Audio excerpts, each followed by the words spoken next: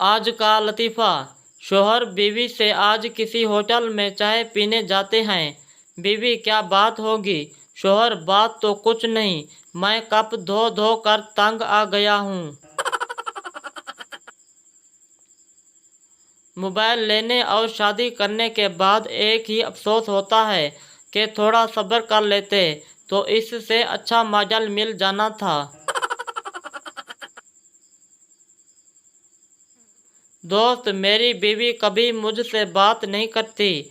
दूसरा दोस्त, मेरी बीवी तो करती है। पहला दोस्त, कब करती है? दूसरा दोस्त, हर महीने की पहली तारीख को।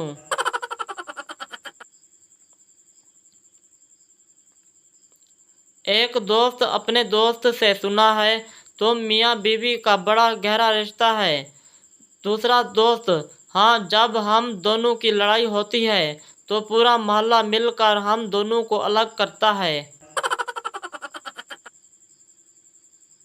एक शौहर खूबसूरत था और बीवी काली थी। शौहर, हम दोनों जनती हैं। बीवी, वाह वाह, कैसे? शौहर, तुम मुझे देखकर शुक्र अदा करती हो और मैं तुम्हें देखकर तौबा करता हूँ। बीवी, सुनो जी, आपको मुझ में सबसे ज़्यादा क्या अच्छा लगता है, मेरी ब्यूटी या मेरी अक्लमंदी? खामद, मुझे तो ये तेरी मजाक करने की आदत सबसे अच्छी लगती है।